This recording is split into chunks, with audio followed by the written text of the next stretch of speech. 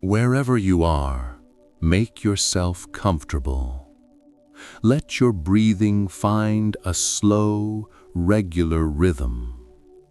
Tonight we will drift together through a gentle, curious landscape, a long corridor of ideas where clocks and stars, ice cubes and black holes, memory and mathematics meet.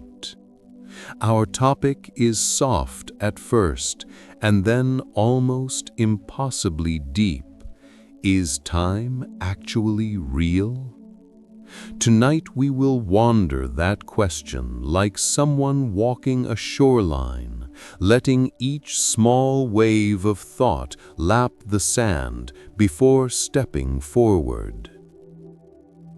Begin by imagining a perfectly still pond at dawn. A single stone drops into its center.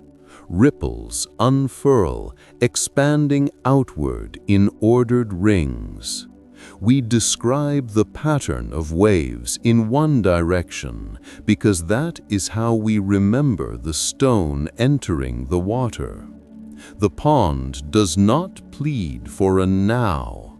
It simply evolves from one configuration to another. In physics, many of the basic equations behave the same whether they run forward or backward.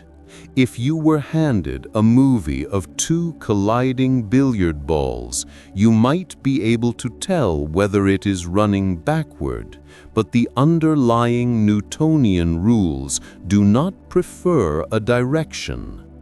That symmetry in the equations invites a quiet suspicion. Perhaps the flow we feel is not written into the deepest ledger of nature. Yet experience insists on a difference between past and future. We recall breakfasts and forget tomorrow's meals. A glass falls and shatters. We do not watch the shards leap back onto the table and reassemble themselves. This asymmetry, the one-way quality of many ordinary processes, has a scientific friend in the idea of entropy. Entropy, a measure of disorder or multiplicity of microscopic arrangements, tends to grow in closed systems.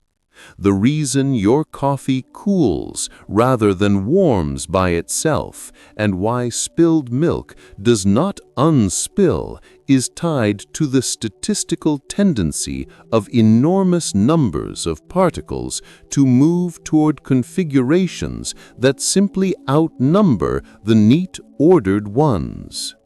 The arrow of entropy points outward, and that arrow is one of the anchors for our sense of time's passage. There is, however, another way to see things, one favored by relativity and by certain philosophers of science. Einstein taught us to weave space and time into a single fabric, spacetime. In that view, past, present, and future are less like stacked moments and more like points laid out across a four-dimensional tapestry. The block universe picture treats the whole tapestry as a timeless object.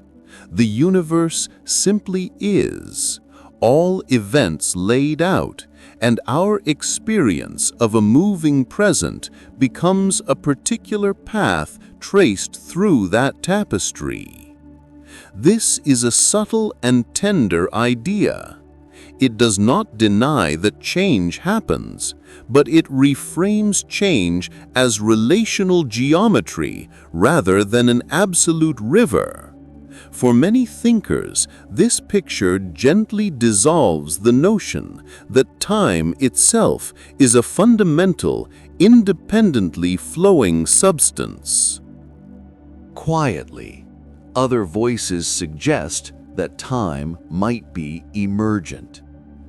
Imagine a painting that, close up, is simply paint, blobs, pigments, texture. Step far back, and a landscape emerges.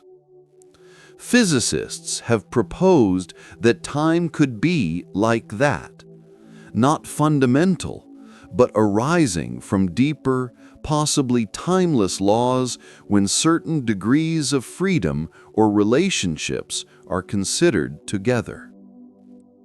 Some researchers explore how quantum entanglement, correlations, and complexity can give rise to the effective one-way experience we call time. In those models, what we call the past is a region of lower complexity or correlation, and the future is where correlations have grown. The flow we perceive arises from relational structure, not from an independent universal clock. History offers us a human mirror for these ideas. Philosophers have long debated A theory and B theory, whether the present is metaphysically privileged or whether all times are equally real. The work of thinkers like Julian Barber, who explores timeless formulations of physics, and Carlo Rovelli, who invites us to see time as a local, relational phenomenon rather than a global river, shows how both physics and philosophy conceive into each other. These are not mere thought experiments, they shape real models and proposals in theoretical physics, models that hum with math yet remain poetic in their implications. Listen now to a small anecdote of scales. On human scales, coffee, clocks, conversations, time feels intimate and linear. On cosmological scales, cosmic microwave backgrounds, the slow cooling of stars, the arrow of time ties with the universe's low entropy beginning and with gravitational clumping. And on quantum scales, time's behavior can be subtle and context-dependent, sometimes seeming to lose the clarity it has at our scale. Each view is a different kind of light, revealing facets but never the whole jewel at once.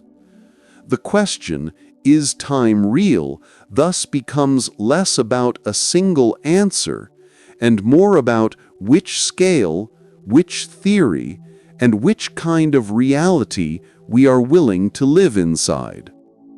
As you breathe, imagine these layers sliding gently over one another, the statistical warmth of entropy, the geometric coolness of space-time, and the emergent shimmer of quantum correlations.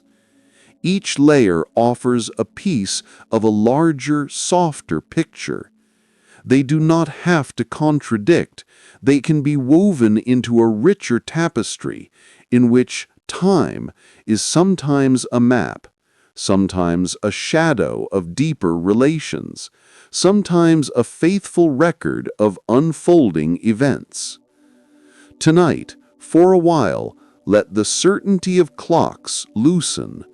Let curiosity be the companion that keeps you warm. In the next part, we will continue, moving deeper into specific examples, how black holes and cosmic expansion shape arguments about time, what philosophers mean by presentism and eternalism, and how recent models attempt to stitch time back together from entanglement and complexity. For now, let the question settle like a small stone on the pond. Its ripples are many, and they are beautiful.